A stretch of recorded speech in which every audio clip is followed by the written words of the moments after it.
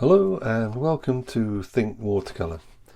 Today's video is another quick sketch of an imagined scene to demonstrate a couple of things that will hopefully help to get people painting.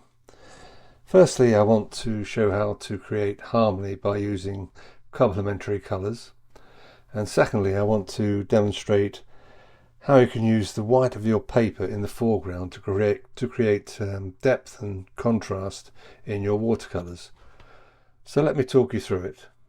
This is going to be a fast and pretty loose sketch, so all I'm doing here is to indicate a rough positioning of some farm buildings in the middle distance, a couple of trees and a rough guide for where I want a fence to be.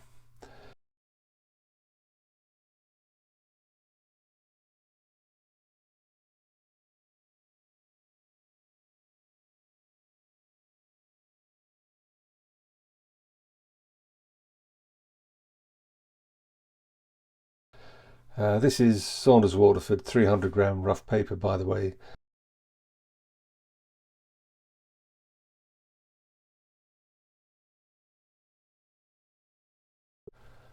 I'm starting with the sky and I'm using cerulean blue with a touch of cobalt blue and a puddle of Naples yellow as well, and then just softening edges with clean water to let the colours blend together. As I work my way down the page, I'm adding a thin wash of sap green, making sure to keep the bottom right corner unpainted to retain the white of the paper. And while the initial wash is still wet, I'm adding a stronger mix of sap green for the middle ground trees around the farm buildings, and just dropping in some patches of burnt sienna to add some variety.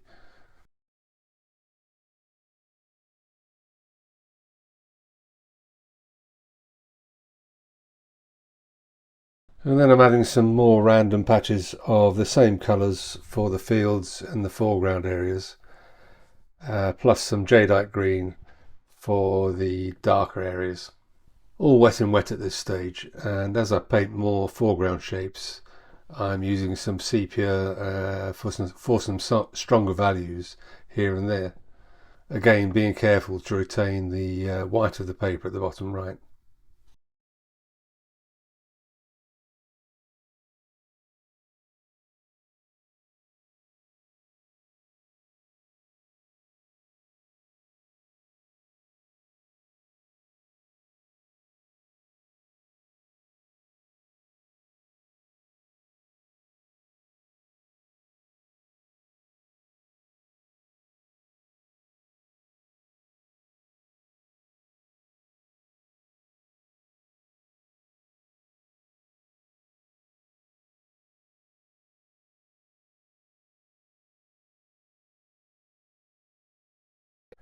I've let the first washes dry, and now I'm beginning to add darker values to the trees around the buildings to establish the middle ground.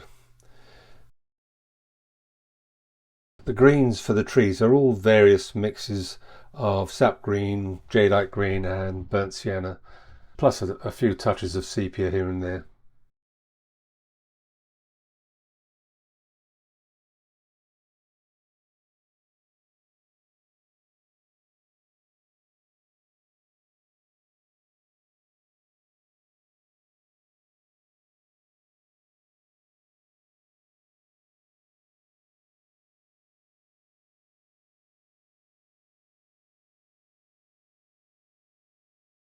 The sketch is now quickly approaching the really ugly stage where you think a painting's never going to work and come together. But just stick with it if you're doing this, and do try to be patient.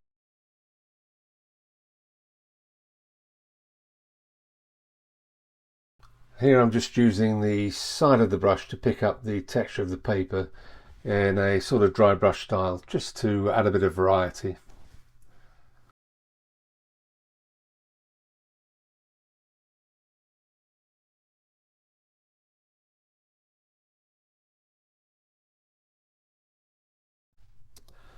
For the roofs of the buildings, I'm using a light red, which is where the complementary colours come in.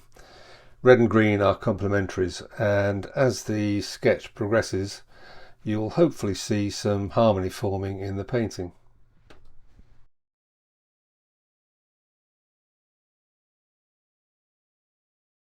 For the trunks of the trees and the branches, I'm using a pretty strong mix of sepia. As I begin to add the darkest values, the sketch begins to take shape.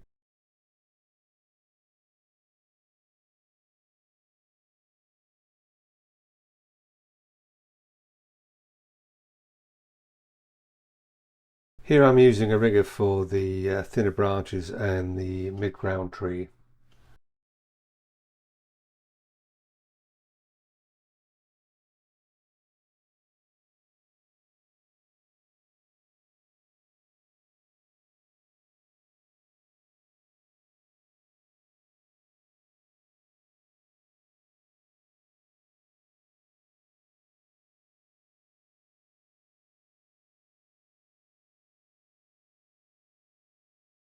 For the walls of the buildings, I'm using raw sienna and darkening the values on the shaded sides of the buildings.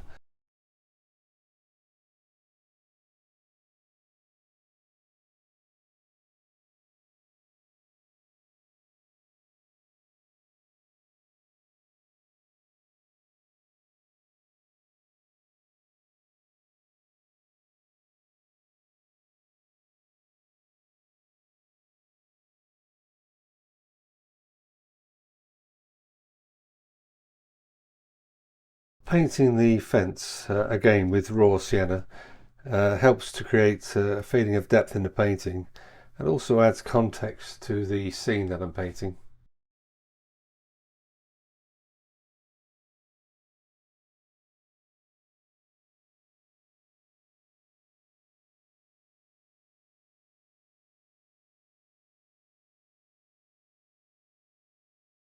Always remember to have a bit of fun when you're doing sketches like this.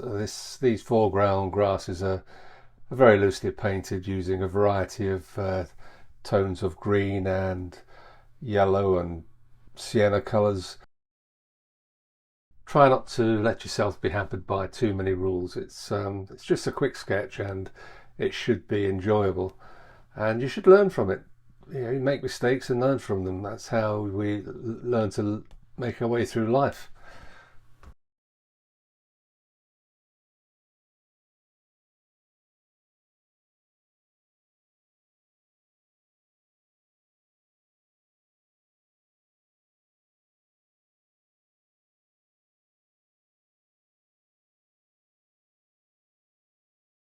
Here I've decided to add a small foreground sapling that should help to create more depth in the image.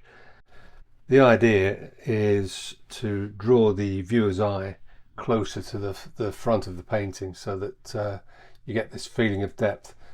I think it will work, but I think it'll work better once I add some leaves to this sapling.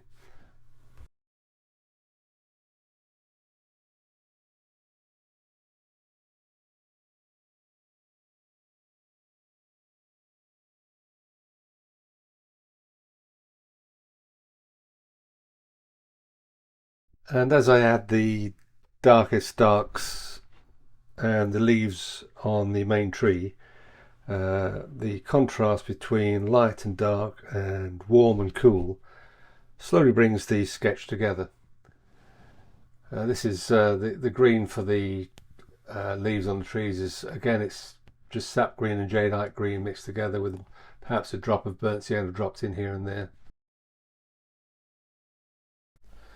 Here I'm adding some more of that light red to the foreground in a few patches, and I'll do the same on the right under that darker bush. The idea is to draw the viewer's eye around the painting by using these similar tones. And again, it's that complementary red and green. And here I'm just adding a few touches of white gouache, just to a few highlights here and there.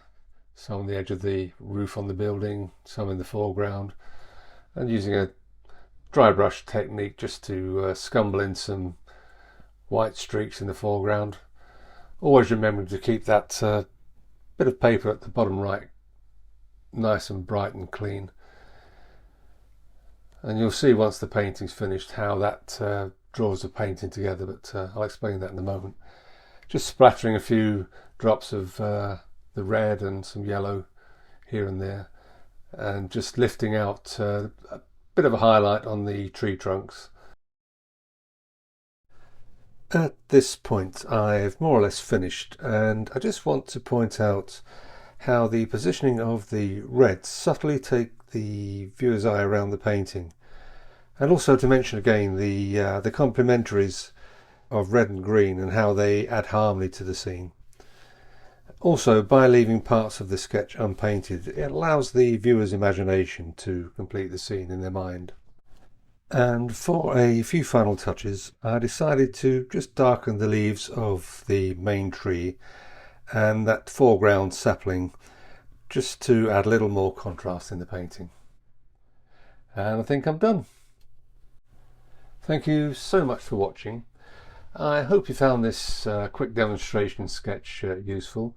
Do give it a try. It's all about having fun, as I've said on many occasions. If you did enjoy it and found it useful, do give it a like. It always helps with YouTube. And if you're not a subscriber, do subscribe and hit the notification bell for future videos. I try to post once a week or thereabouts if I can. And thanks again for watching.